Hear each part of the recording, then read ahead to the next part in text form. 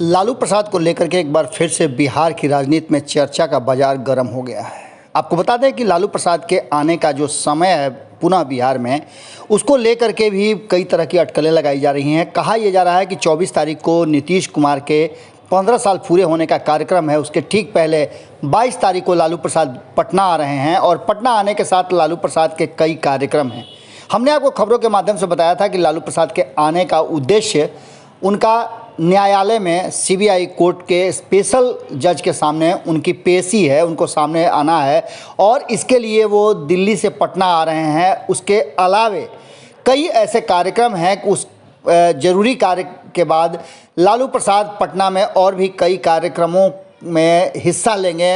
एक हिस्सा उनका जो राष्ट्रीय जनता दल के कार्यालय में एक 6 टन के आसपास बताया जा रहा है जिसका वजन होगा, उस लालटेन का उद्घाटन भी करेंगे। और इसके साथ ही बिहार के राजनीति में भी कहा जा रहा है कि आ रहे हैं नीतीश कुमार और लालू प्रसाद का जो चिर परिचित अंदाज है, दोनों के एक दूसरे के आरोप प्रत्यारोप और एक दूसरे पर हमले का जो सिलसिला चल रहा है, उसको भी तेज़ी मिलेगी और आने के बाद लालू प्रसाद बहुत सारी रणनीतियों को बनाएंगे। इन सारी बातों को सुनने और समझने के पहले जो एनडीए के भीतर चल रहा था और कहा जा रहा कि नीतीश कुमार एक अलग तरह की धारा का तैयारी कर रहे हैं, उस धारा में कहीं ना कहीं विपक्ष के भी कई दलों का उन्हें समर्थन प्राप्त होगा।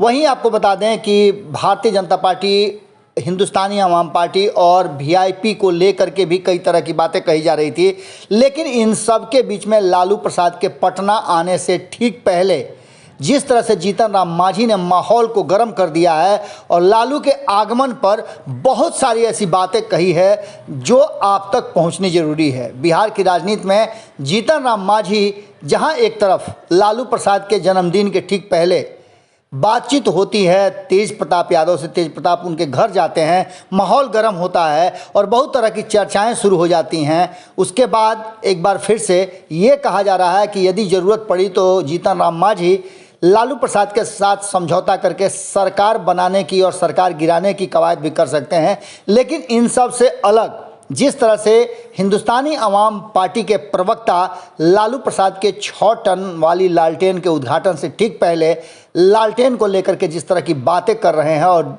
उस पूरे कार्यक्रम को लेकर के जिस तरह से उन्होंने हमला किया है और यहाँ तक कि लालू प्रसाद के शासनकाल पर भी उंगली उठाते हुए बहुत सारी बातें कही। आप सुनिए ना क्या कहा है दानिश रिजवान ने इस पूरे माहौल और लालटेन को लेकर के। आदरणीय लालू प्रसाद यादव जी जिस लालटेन का लोकार्पण करने आ रहे हैं, वो लालटेन जनता की काढ़ी कमाई के लूट के पैसे से बनी है और उसके अंदर जिस तेल का उपयोग ये करेंगे वो जनता के खून का उपयोग करेंगे।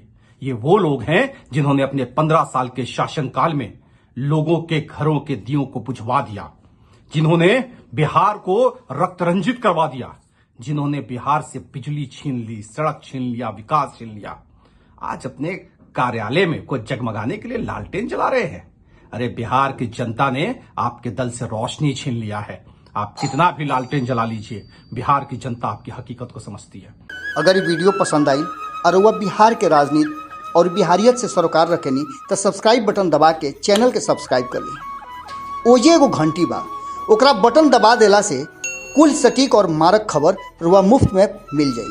अगर रुआ पत्रकारिता के हमनी के नया प्रयोग में सहयोग कर चाहतानी तो ज्वाइन बटन दबा दी। पेटीएम नंबर नोट कर ली 9386816700। धन्यवाद।